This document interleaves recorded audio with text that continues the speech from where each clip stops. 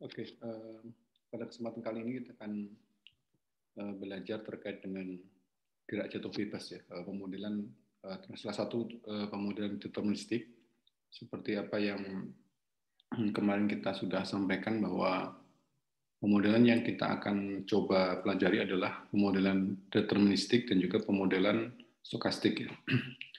Untuk pemodelan deterministik yang pertama yang akan kita pelajari adalah gerak jatuh bebas ya. Ya, kita sudah mempelajari sedikit banyak terkait apakah itu di SMA atau mungkin di perkuliahan fisika dasar ya, bahwa kalau kita bicara terkait dengan kinematika partikel itu senantiasa tidak lepas dari definisi dari tiga hal ini, posisi, vektor posisi, terus kemudian posisi, kecepatan dan juga percepatan. Nah, kita akan coba perdalam lagi kira-kira atau mengulang lagi ya kira-kira kecepatan, percepatan itu seperti apa. Jadi kecepatan itu biasanya didefinisikan sebagai V, ya. V itu adalah perubahan tiap satuan waktu, ya, satuan waktu. Jadi kalau kita misalkan melihat suatu pergerakan partikel misalkan ya dari T sama dengan 0, pada saat T sama dengan 0, kemudian posisinya adalah di X sama dengan 0 misalkan ya. Kemudian dia bergerak ya pada saat T sama dengan 5 second, itu misalkan posisinya dia di X sama dengan 3 meter gitu ya, 3 meter. Nah, di sini kita akan bisa menghitung ya kira-kira percepatannya apa? Kecepatannya apa? Ya, jadi kalau misalnya kita hitung atau kecepatan saatnya itu adalah sama dengan 3/5. 3/5 dari mana? Jadi kalau misalkan kita lihat ya cara perhitungannya. Jadi V atau kecepatan rata-rata itu V itu akan sama dengan apa? Saat posisi pertama ya, posisi di posisi ke-1 gitu ya, posisi 1 dikurangi posisi sebelumnya, posisi 0 misalnya, posisi 0, kemudian dibagi dengan T1 dikurangi T0 ya, T0. Jadi kalau misalnya kita lihat di sini berarti kita akan dapatkan bahwa X1-nya adalah 3, kemudian X0-nya /adalah 0, kemudian dibagi dengan 5 gitu ya, dikurangi 0 ya. Jadi akan sama dengan 3/5, 3/5 meter second. Meter second. Terus kemudian kalau misalkan partikel ini bergerak lagi pada saat T sama dengan 12 second, kemudian posisinya misalkan di X sama dengan 8. Kira-kira kecepatannya berapa ya? Kecepatan sesaat pada saat di sini ya, saat di sini. Nya berapa? Seperti biasa juga berarti apa? 8 ya. X-nya 8, X1-nya 8 dikurangi dengan 3, dibagi dengan 12 dikurangi 5 ya. Jadi 5/7. 5/7.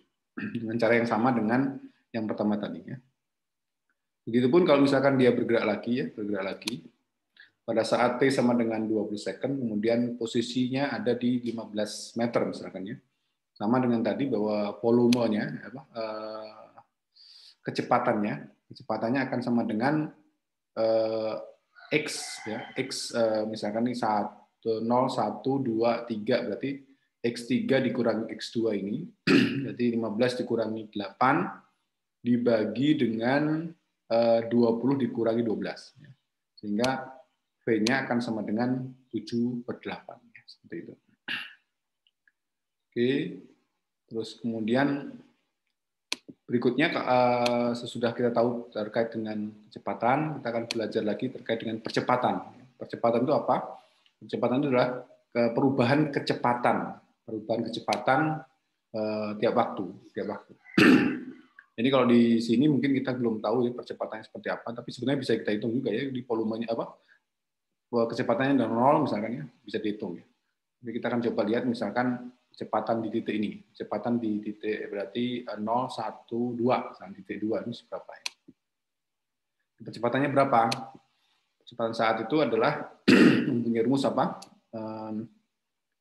Kecepatan itu mempunyai rumus sesaat ya. Kecepatan sesaat berarti A itu A1 misalnya. A1 itu akan sama dengan V ya.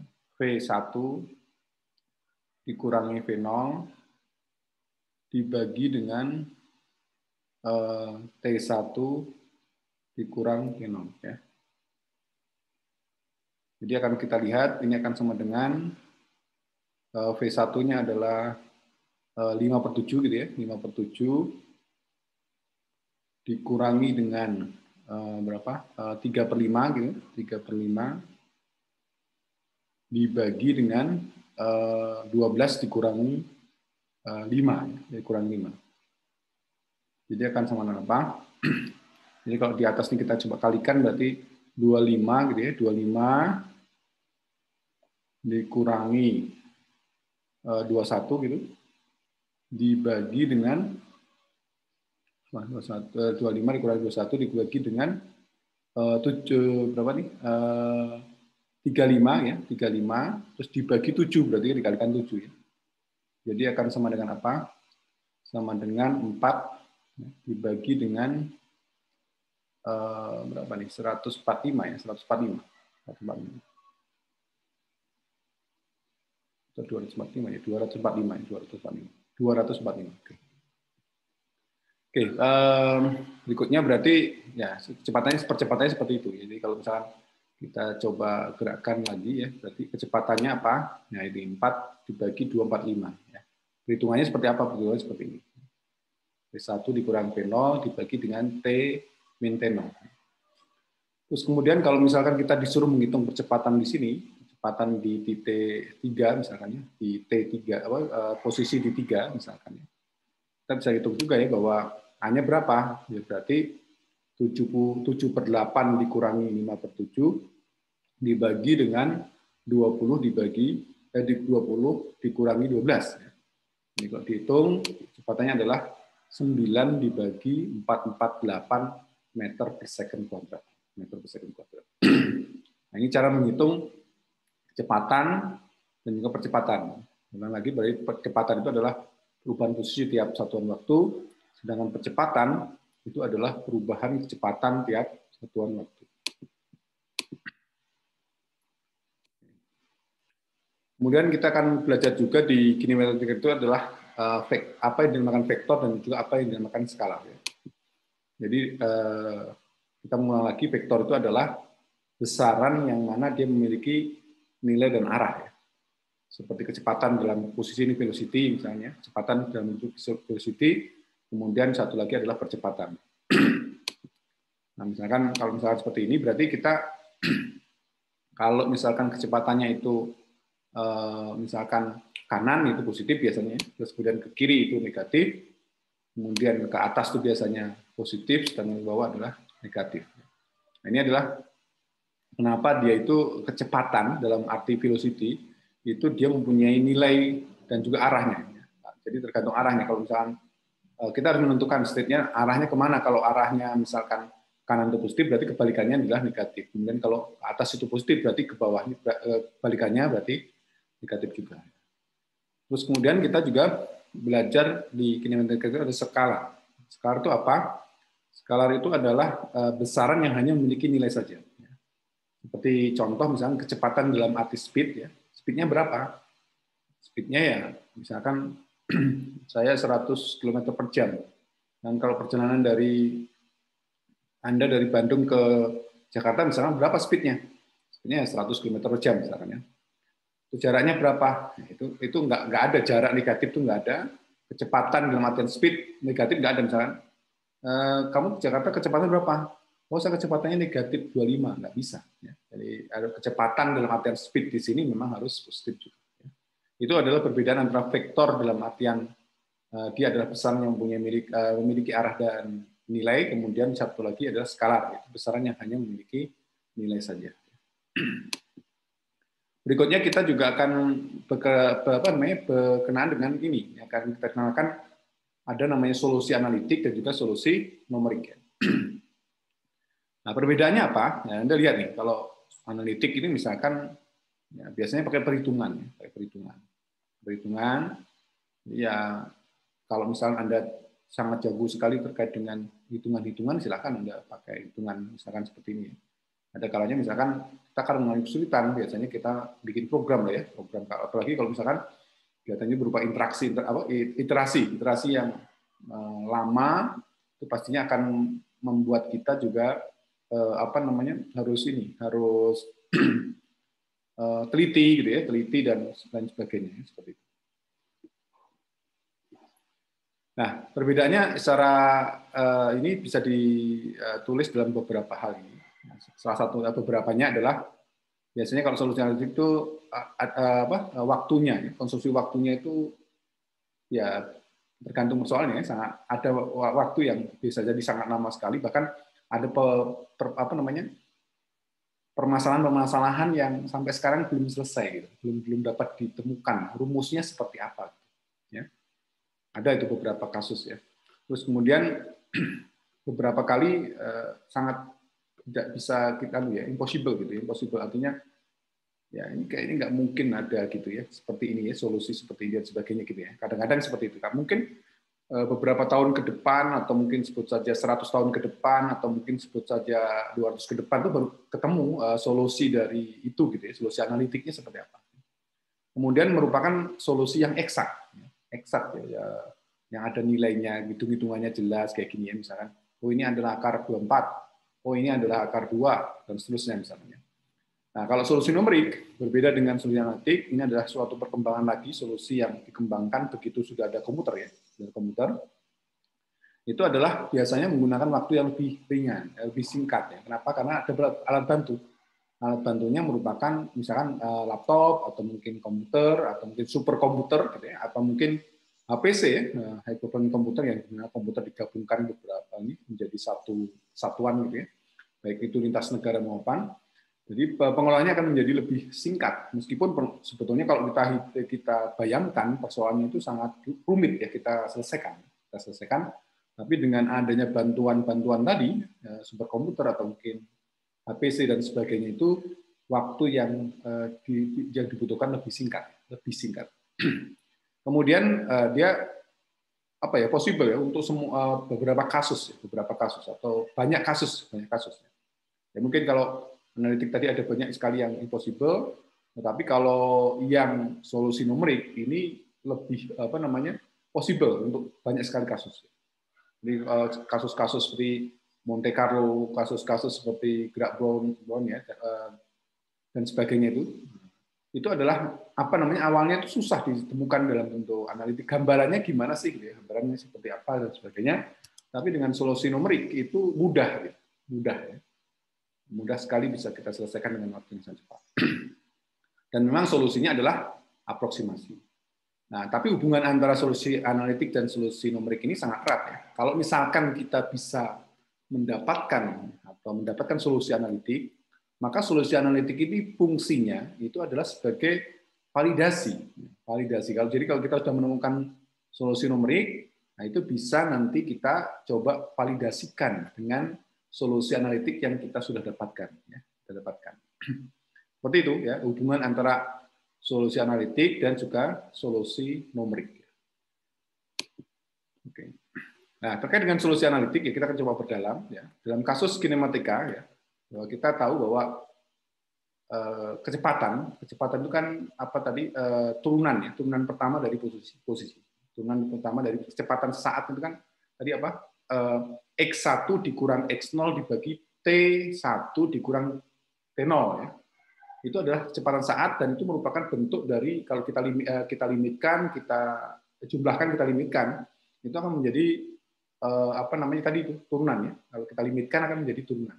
Jadi artinya kalau misalnya delta waktunya T1 dikurang T0 itu kita coba sempitkan, ya, itu arti dari turunan pertama. Sehingga kalau misalnya kita tuliskan kan perubahan dari posisi ya terhadap waktu, jadi V itu akan sama dengan D posisinya, ya, xt dibagi dengan dt. Nah, ini bisa kita selesaikan dengan integral biasa, ya. Integral dxt dibagi dt, kemudian sama dengan integral v xt, v dt. Sehingga dari sini akan kita dapatkan bahwa xt itu akan sama dengan kecepatan dikalikan waktu. Kecepatan dikalikan waktu.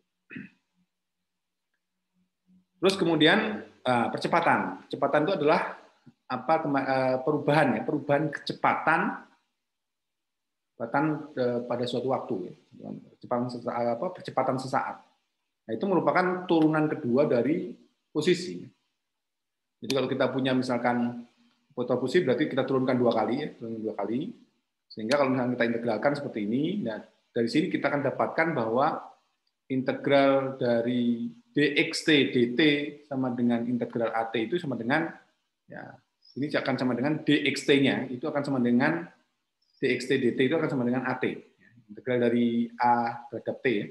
Jadi at, kemudian kita integralkan lagi dua kali, ya, itu dxt dt ini sama dengan integral at dt, sehingga akan sama dengan xt itu setengah dikalikan dengan a dikalikan dengan t kuadrat. Ini hubungan antara vektor posisi, ya, posisi dengan kecepatan itu adalah kecepatan dikalikan waktu. Kemudian berikutnya kalau misalkan kita tahu percepatannya, maka vektor posisinya bisa kita dapatkan sama dengan setengah kali percepatan dikalikan t kuadrat. Ini kasus solusi analitik, ya, solusi analitik. Jadi kenapa kita belajar terkait sesuatu yang mungkin bisa kita dapatkan solusi analitiknya, kayak tadi itu fungsi validasi tadi. Jadi kalau kita sudah dapatkan solusi analitik, ya, nanti kalau solusi numerik kita dapatkan, kita bisa validasikan dengan solusi analitik yang kita sudah dapatkan. Terus kemudian berikutnya kita masuk ke solusi numerik, ya. Nah, dalam kasus kinematika partikel juga kira jatuh bebas, ya. Konsep percepatannya adalah ya seperti ini. Jadi kita punya, ya, misalkan kecepatan awal itu adalah V0, dia ada punya T0, kemudian ada V1 di T1. Di sini berarti kita akan dapatkan bahwa A1-nya kecepatan di sini, ya, di A1 ini akan sama dengan kecepatan yang di titik itu V1 dikurangi kecepatan sebelumnya V0 dibagi dengan T1 dikurang T0. Ya, ini adalah bisa kita singkat sebagai delta T, pengurangan dari atau delta dari atau selisih, ya, antara waktu sesudah dan kurangi waktu sebelumnya, gitu, ya. Itu akan sama dengan ini, ya. Waktu saat ini dikurangi waktu sebelumnya delta T, sehingga T1 dikurang T0 ini bisa singkat menjadi delta T. Jadi akan kita dapatkan bahwa AT tambah 1, kita umumkan, ya, kita perumum, misalkan untuk waktu tertentu, misalkan ini kan T0 tambah 1, ya, sebut saja kita ambil T-nya itu 0. Jadi kita bentuk umum dari ini adalah AT tambah 1 sama dengan PT tambah 1 dikurang PT, ya. Jadi kita kan kalau misalnya masukkan nilainya itu 1, berarti kan 0 ditambah 1, berarti ini apa? 0 ditambah 1, jadi 1, dikurangi V0, dibagi dengan delta T. Ini kasus kalau misalkan diterapkan di atas, ya, diterapkan di sini. Jadi diterapkan di sini, ini ambil T-nya sama dengan 0. Ambil T-nya sama dengan 0. Ini rumusnya jadi seperti itu, ya. Nah, kalau bisa kita bisa kita tulis, ya. Jadi ini kan kita coba kalikan aja, ya. Jadi kecepatan T tambah 1, ya, itu akan sama dengan, kan pertama kan berarti AT tambah 1 dikalikan dengan delta T.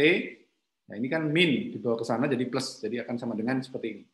Jadi kecepatan pada saat T tambah 1 itu akan sama dengan kecepatan pada saat T ditambah dengan percepatan di T tambah 1 dikalikan dengan delta AT. Oke, berikutnya. Nah, ini konsep kecepatan. Kecepatan itu kan kecepatan saat itu kan perubahan posisi pada suatu waktu, gitu, ya. Jadi kita akan punya, kalau ini kan perubahan kecepatan. Jadi percepatan perubahan kecepatan, kalau ini kan perubahan kecepatan. Perubahan posisi. Jadi kecepatan satu itu, P1 itu akan sama dengan X1 dikurang X0 dibagi dengan T1 dikurang T0. Sehingga kita bentuk umum ya, peumuman juga sama dengan tadi ya. Kalau misalkan itu waktunya T gimana? Ini sebetulnya sama aja ya. Ini kita ambil saat T-nya sama dengan 0. T-nya sama dengan 0. Nah, seperti ini. Ya. Jadi PT tambah 1 akan sama dengan XT tambah 1 ya, dikurangi dengan XT dibagi dengan delta T. Kemudian di sini akan kita dapatkan rumusnya ya. Jadi XT tambah 1 itu adalah sama dengan posisi pada saat T tambah 1 itu akan sama dengan posisi pada saat T ditambah dengan kecepatan pada saat T tambah 1 dikalikan dengan delta T. Ini adalah penjabaran dari bentuk ini. Jadi ini sama ya dengan yang di atas ya. Jadi ini dicoba diuraikan. Karena kita menghitung percepatan. Jadi kita hitung misalkan posisinya berapa. Seperti itu. Ya. Oke. Berikutnya. Nah, ini misalkan contoh ya aplikasi di gerak jatuh bebas ya. Jadi kita tahu kinematika itu berlaku untuk kondisi apapun gitu ya. Dengan syarat dan ketentuan berlaku pastinya ya. Nah, ini kita akan coba praktekkan di gerak jatuh bebas ya. Jadi misalkan ada seseorang di atas sebuah gedung gitu ya, mencoba menjatuhkan sebuah benda gitu ya, misalkan bola gitu dari atas ya, ke bawah gitu. Kira-kira prakteknya seperti apa gitu. Dan gerak yang seperti ini, gerak jatuh bebas itu adalah gerak benda yang hanya dipengaruhi oleh percepatan gravitasi. Ini saya ulang lagi, gerakan benda yang hanya dipengaruhi oleh percepatan gravitasi, yang sering kita sebut dengan G. Nah, percepatan di sini, percepatan yang kita punya adalah percepatan gravitasi. A sama dengan G karena arahnya ke bawah. Nah, tadi ingat ya, percepatan itu kan vektor ya. Jadi kalau arahnya ke bawah kasih negatif. Ya. Jadi A-nya sama dengan negatif 9,8 meter per second kuadrat. Ini acuan kita ya. Dan ini sudah ukuran yang memang sudah ditetapkan secara internasional, tapi kadang-kadang orang meningkat menjadi 10 meter per second, nggak masalah. Tapi untuk kasus ini kita coba praktekkan atau kita pakai adalah seperti yang biasa ya, negatif dari 9,8 meter per second kuadrat. Kemudian di sini yang perlu kita lihat lagi, tidak ada kecepatan awal. Jadi pada saat kita jatuhkan gitu ya, kita jatuhkan suatu benda, kan nggak ada kecepatan awal. Pak, kalau gimana kalau kecepatan awal? Nah, itu lain lagi. Itu kasus yang lain lagi. Kita tambahkan lagi, tambah kecepatan awal. Tapi ya untuk kasus-kasus ini kita akan coba untuk kasus awalnya kita bikin dia nol dulu ya. Jadi tidak ada kecepatan awal. Jadi cuma dijatuhkan saja. Itu pun juga kecepatannya juga sangat luar biasa. Tergantung ketinggian dengan gedungnya. Semakin tinggi berarti semakin cepat ya. Semakin cepat kecepatannya pastinya. Dan semakin berat bendanya, semakin cepat nyampe ke tanah, kan gitu ya. Kecepatannya pasti akan lebih dahsyat lagi. Apalagi ditambah, ya, itu lebih mengerikan lagi kecepatannya. Oke, berikutnya, nah ini kira-kira solusi analitiknya seperti apa? Ini seperti apa? Nah, kan kita punya ya sebuah benda yang akan dijatuhkan pada posisi Y0. Y0 itu posisi awal ya, posisi awal. Nah, posisi ditulis untuk aksis ya, untuk aksis Y. Dituliskan dalam bentuk YT sama dengan P kali T. Kemudian kita juga punya tadi didapat di depan bahwa YT itu kan sama dengan setengah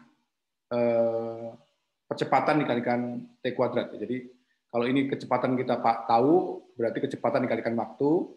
Kemudian kalau YT-nya ini, kalau kita tahu percepatannya, berarti akan sama dengan setengah kali kecepatan tadi dikalikan T kuadrat. Nah, kondisinya di sini bahwa gerak jatuh bebas itu kan kecepatan awal itu sama dengan 0 meter per second ya. Kemudian percepatannya itu yang kita tahu adalah dia akan sama dengan gravitasi, negatif dari gravitasi yaitu negatif dari 9,8 meter per second kuadrat ya. Jadi di sini kita istilahnya bukan ini ya, YT-nya ini kita tidak bisa dapatkan. Kenapa? Untuk kasus kecepatan itu di sini kecepatannya adalah 0 ya. Sehingga di sini kita akan mencari lewat sini, kemudian kita coba ini ya di sini, YT-nya akan sama dengan seperti ini. Sehingga kalau untuk kasus gerak jatuh bebas, itu YT-nya itu akan sama dengan setengah kali G, ya, G-nya itu adalah mengganti A tadi, ya, mengganti A, negatif dari gravitasi, kemudian dikalikan T kuadrat. T kuadrat, kemudian ditambah dengan Y0. Ditambah dengan Y0. Posisi awalnya, Y0-nya. Ini karena ini jatuh bebas, jadi ada posisi awal Y0-nya. Ya, seperti itu. Ini adalah rumus atau solusi yang ditawarkan secara analitik seperti ini. Jadi kalau misalkan kita T-nya berapa, misalkan ya, T-nya misalkan di sini gitu ya, T-nya di sini, sebut saja misalkan T-nya di sini gitu. Ini kan T0 ya. Ini T0. Terus kemudian dia bergerak ya ke bawah, misalkan ini T1. Ya, kira-kira Y-nya berapa gitu. Ya, kira-kira kalau Y1-nya berapa? Y1-nya berapa? Nah, langsung dimasukkan ya. Y1-nya nanti apa? Y1-nya akan sama dengan, ya udah masukin aja berarti setengah. Ya. Kemudian dikalikan dengan negatif ya, negatif 9,8 meter per second. Kemudian dikalikan dengan apa? Dikalikan dengan T-nya ya. T-nya adalah pada saat T1 ya, nah, kalikan aja T1 dikuadratkan. Ya. Kemudian hasilnya ditambahkan dengan Y0 posisi awal ya. Y0. Ya. Nah, seperti itu langsung dimasukkan ke rumus ini. Biasanya nanyanya pada saat T berapa? Pada saat T berapa, posisinya berapa? Nanti juga kasus tertentu misalkan kira-kira untuk jatuhnya sebuah benda ini ke bawah sampai bawah ini kira-kira berapa lama, T-nya berapa lama. Nah, itu bisa juga dicarikan ya, seperti itu. Nah, itu kasus-kasus yang ada di gerak bebas dengan solusi analitik. Jadi yang kita pakai ini aja ya, rumus ini aja. YT sama dengan setengah GT kuadrat ditambahkan dengan delta. Oke, itu adalah gerak batu bebas. Berikutnya kita akan lanjutkan lagi dengan solusi. Ini contoh ya, contoh. Dan YT sama dengan ini kan kita yang kita punya ini ya, kita punya ini bahwa posisi pada saat T dari sebuah benda yang dijatuhkan dari atas itu seperti ini rumusnya. Misalkan kita ada contoh kasus, misalkan ada suatu objek yang dilepaskan dari atas bukit dengan ketinggian 10 meter misalnya, 10 meter. Pertanyaan adalah tentukan ketinggian objek pada detik ke 0,1, kemudian detik 0,2, detik 0,3, dan detik 0,4. Nah, ini dengan pendekatan, jadi hati-hati ya terkait ini. Jadi ada tulisan biasanya pendekatan analitik. Kalau analitik berarti ya masukkan aja ke rumus ini. Untuk T01 berapa, 01, 0,1 berapa, 0,2 berapa, 0,3 berapa, 0,4 berapa.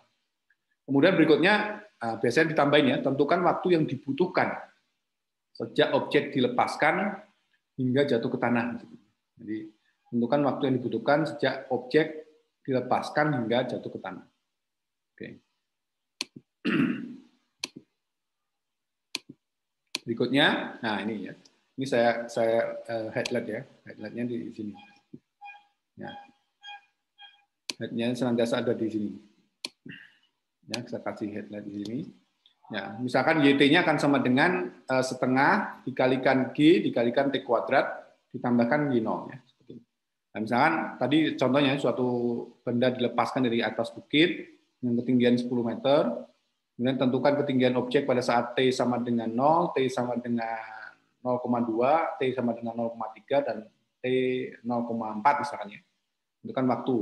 Nah, jawabannya adalah kita masukkan saja, kalau T-nya sama dengan 0,1, ya tinggal masukin aja ke, jadi T 0,1 ini dimasukkan ke sana, langsung ya, masukkan ke sana. Kita tahu juga G-nya berapa, Y0-nya berapa, saya kira Y 0,1 ya bisa kita dapatkan. Jadi Y 0,1 itu akan sama dengan setengah dikalikan, nah, G-nya adalah min 9,8, kemudian T-nya adalah 0,1 dikuadratkan rumusnya ya, sama. Ditambah dengan Y0-nya, Y0 adalah 10. Sehingga kalau kita kalikan, hasilnya adalah sama dengan 9,951 meter. Jadi pada saat T 0,1 detik, posisi benda tadi sudah bergeser. Dari posisi awal adalah 10 meter, dia turun ke bawah 9,951 meter. Turun ke bawah. Nah, terus kemudian, saya kira untuk yang T sama dengan 0,2, 0,3, 0,4 tinggal dimasukkan saja, dimasukkan ke rumus ini. Berikutnya kalau misalkan kita ditanya nomor 2, kasus misalkan tentukan waktu yang dibutuhkan sejak objek dilepaskan hingga jatuh ke tanah. Nah, kita bisa hitung dengan ini ya, YT dikurang Y0 akan sama dengan setengah kali G kali T kuadrat, kali T kuadrat. Sehingga YT-nya kan kita tahu posisi di bawah ya, posisi di bawah artinya YT-nya 0. YT-nya 0, yang kita punyanya Y0 aja. Y0 adalah min 10. Kita hitung, kemudian setengah kali min 9,8 ya, kali T kuadrat. Sehingga kalau kita hitung T kuadratnya atau T-nya itu akan sama dengan ya tadi itu ya, akar dari ini min 10 dibagi dengan setengah dikalikan min 9,8. Jadi kita dapatkan untuk mencapai tanah itu memerlukan waktu 1,43 second. Jadi sebetulnya ini adalah iterasi ya. Jadi kebetulan kita lihat ini jarak antara satu dengan yang lain itu kan 0,1 ya. Ini nanti berhubungan dengan tadi solusi analitik tadi delta T-nya dengan 0,1. Jadi bisa kita lihat ya di situ. Oke, itu contoh dari gerak jatuh bebas. Semoga Anda paham ya. Ini kalau nggak paham silahkan nanti kita diskusikan pada pertemuan berikutnya. Berikutnya ya, kita akan masuk ke pendekatan analitik ya, pendekatan analitik. Jadi gerak bebas dengan solusi numerik ya, solusi numerik. Maaf, solusi numeriknya. Jadi kita punya juga Y0 itu suatu benda yang dijatuhkan ke bawah seperti ini. Terus kemudian kita akan dapatkan ya, tadi sudah dapatkan hitungan di awal tuh bahwa kecepatan pada saat T tambah 1 ya, itu akan sama dengan kecepatan pada saat T ditambah dengan kecepatan pada saat T tambah 1 dikalikan dengan delta T. Delta T ini yang tadi itu misalkan bergerak dari 0,1, 0,2, 0,3, 0,4. Jadi selisihnya delta T-nya itu kan 0,1. Nah, itu bisa kita terapkan seperti ini.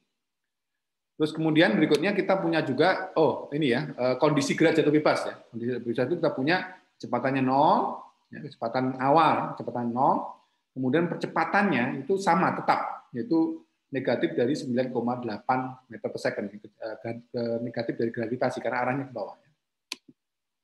Sehingga dari sini kan kita dapatkan bahwa PT tambah 1 akan sama dengan PT, ya, AT tambah 1-nya ini karena tetap ya, gravitasi, jadi diganti dengan G. Ya, diganti dengan G. Jadi ini diganti dengan G. Ini diganti dengan G saja, ya, seperti itu. Oke, terus ganti dengan G. Nah, kemudian kita punya YT juga. YT-nya itu akan sama dengan posisi saat T tambah 1 ya. Itu akan sama dengan posisi T pada saat T ditambah dengan kecepatan T tambah 1-nya ya, dikalikan dengan delta T. Ya. Nah, nanti kalau kita hitung ya, kan yang tahu kan ini, yang tahu pertama kan ini. Jadi kan kita tahu nih, kalau kecepatan awal kan tahu ya. Misalkan kalau kita menghitung itu saja apa ya, V1 misalnya, V1 pada saat T sama dengan 1 ya. Itu kan berarti sama dengan apa? Sama dengan apa? V0 kan? Pada saat sebelumnya jadi 0 ditambah dengan G gitu ya. G dikalikan dengan delta T, ya kan? Berarti bisa dicari kan? Nah, hasilnya kalau misalnya kita ingin mendapatkan Y1-nya gimana? Y1-nya berarti ya udah, ya berarti Y0 gitu kan, ditambah dengan apa? V0 kan? V0 dikalikan dengan V1 ya. 1 tambah T tambah 1 dikalikan dengan delta T. Jadi hasil yang diperoleh dari perhitungan pertama tadi ya, dimasukkan ke sini. Begitupun juga kalau misalkan kita mencari V2. Mencari V2 atau Y2. Dengan Y2 berarti kita harus cari dulu V2-nya. Ya. Mencari Y3 harus dicari V3-nya.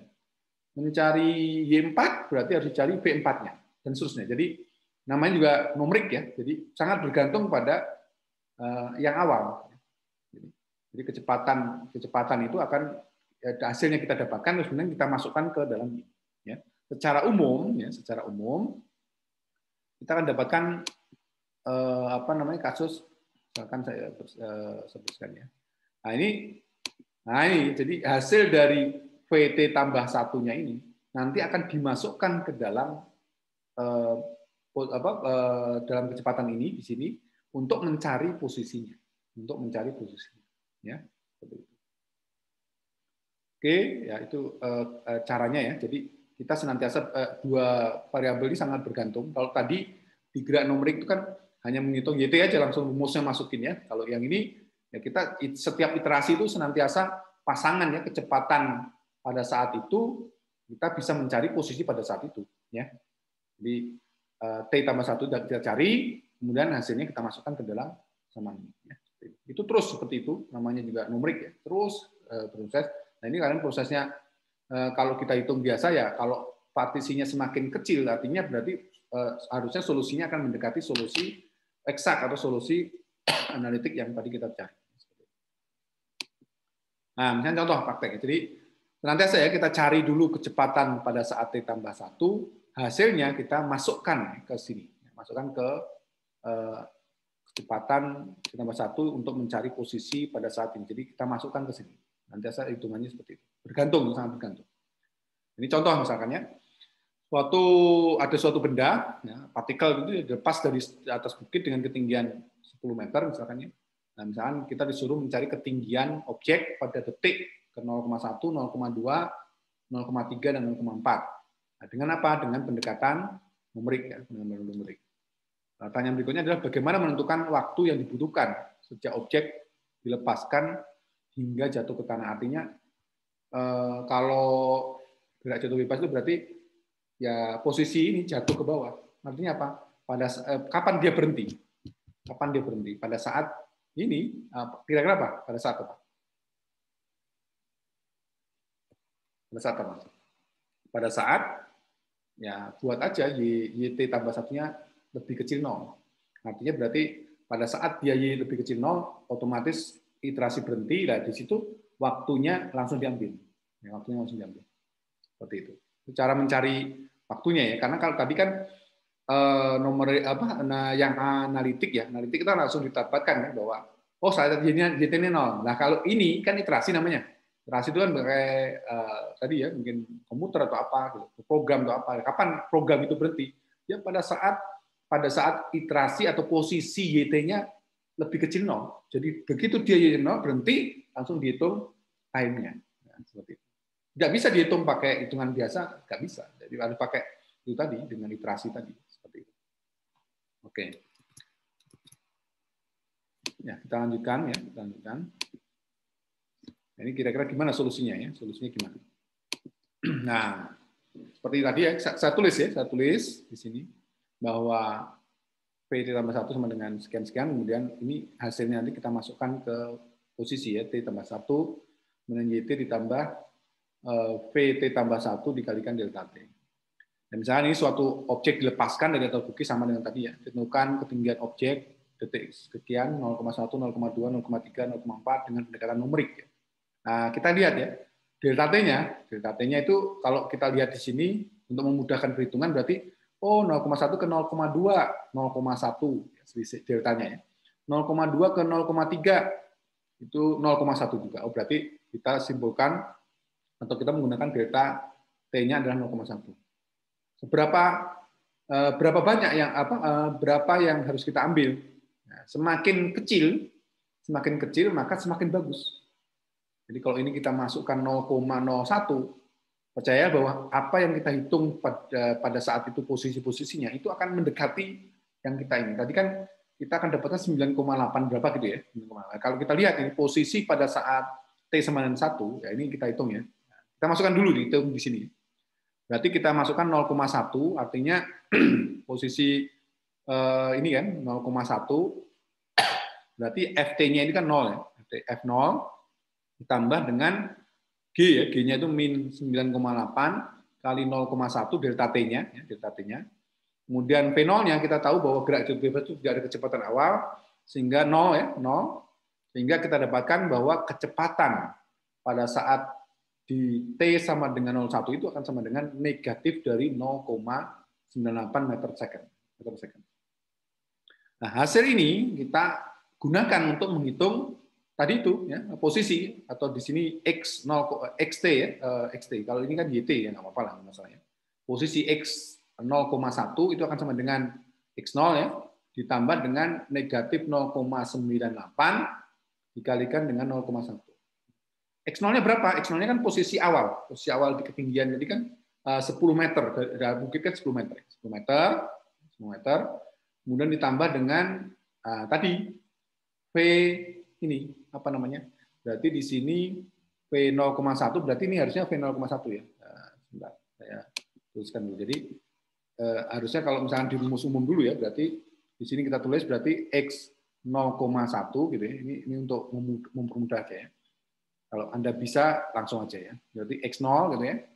X0 kemudian ditambah dengan apa?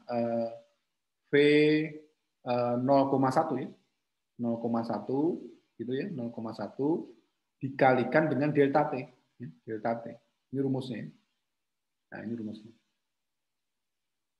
Nah, ini misalkan di garis misalnya. Ini kalau X 0,1-nya ya.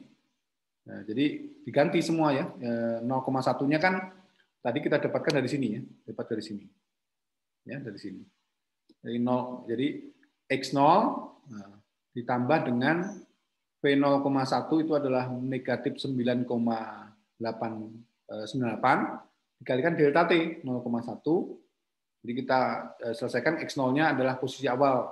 Nah, itu 10 meter ditambah dengan negatif 0,98 dikalikan 0,1 sehingga hasilnya kita dapatkan X 0,1-nya adalah 9,902 meter.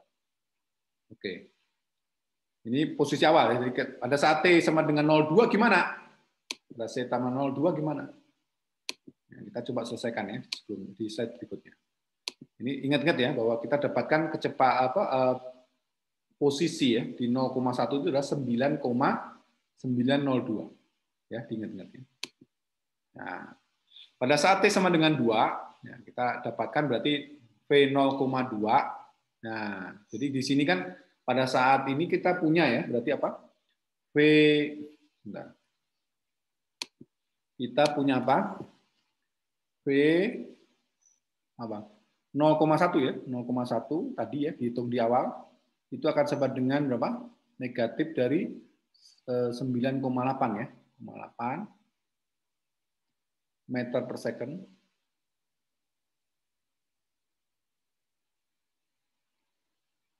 Kemudian yang di sini kita dapatkan X ya, X 0,1.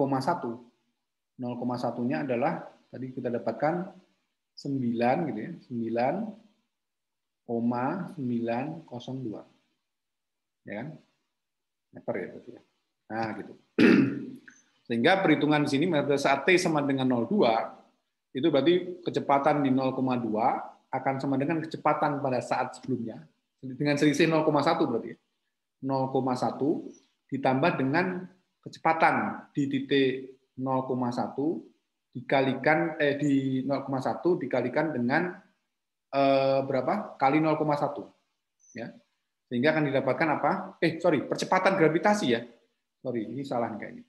Maaf, ada kesalahan di sini ya, kita hapus dulu. Ini harusnya, bentar ini saya hapus ya. Harusnya bukan ini, maaf ya. Harusnya kecepatan yang kita dapatkan ini 0,9 ya. 0,98 ya, 98. Oke, kita tulis gini ya. 0,98 kecepatan awalnya. Jadi saya ulang lagi, kecepatan di 0,2 akan sama dengan kecepatan di 0,1 ditambah dengan kecepatan gravitasi kan tadi ya, kali delta T ya, delta T. Sehingga V0,1-nya kita ganti dengan negatif 0,98, kemudian ditambah dengan kecepatan gravitasi negatif 9,8 dikalikan 0,1. Jadi kalau dijumlahkan dua-duanya itu akan sama dengan negatif 1,96 meter per second. Nah, hasil ini maaf ini ada yang salah lagi ya. Ini harusnya 2 nih. Ini harusnya 2, sorry. Ini harusnya 2 nih. 0,2. Maaf ya. 0,2. Nah, terus kemudian kita hitung ya di posisi di 0,2 itu adalah posisi di 0,1 yang tadi kita dapatkan di awal ya, di iterasi pertama.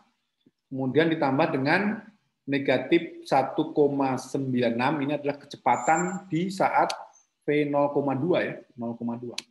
0,2 dikalikan dengan 0,1 sehingga kita dapatkan hasilnya adalah 9,902. Ini adalah hitungan pertama tadi di awal kita dapatkan iterasi pertama ditambah dengan negatif 1,96 dikalikan 0,1 sehingga X 0,2-nya itu akan sama dengan 9,706 meter ya. Dan seterusnya kita akan coba cari terus. Sebenarnya kalau ditanya tadi kapan waktu benda itu sampai bawah. Tadi sudah saya ulangi, syaratnya adalah pada saat ya, posisinya lebih kecil dari 0. Artinya kalau 0 mungkin masih belum kita bisa hitung ya dengan pas gitu ya. Tapi kalau pada saat dia negatif terus kasus itu berhenti, langsung dihitung di atasnya kan berarti kecepatnya waktunya dihitung di atas dan seterusnya. Nah, itu beberapa hal terkait dengan gerak jatuh bebas ya, secara hitungan numerik ya. Selanjutnya silakan Anda lakukan lagi misalkan T sama dengan 0,3, kemudian T04 seperti apa, kembangkan lagi sampai pada saat ini di T sama dengan pada saat kapan T itu berhenti ya tadi itu pada saat posisinya dia negatif ya. Begitu negatif dia langsung hitung di atasnya seperti itu. Gambarannya seperti itu kalau misalkan kita jalanin iterasi di di komputer misalnya seperti itu atau menghitung kira-kira berapa gitu. Nah, itu terkait dengan solusi numerik ya. Nanti Anda kembangkan untuk perhitungan-perhitungan ke bawahnya.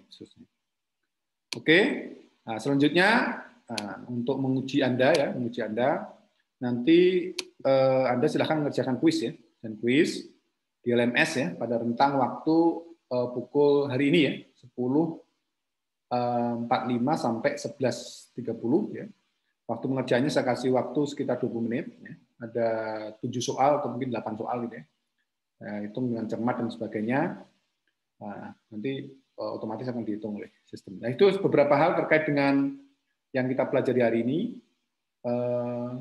Cukup sekian. Assalamualaikum warahmatullahi wabarakatuh.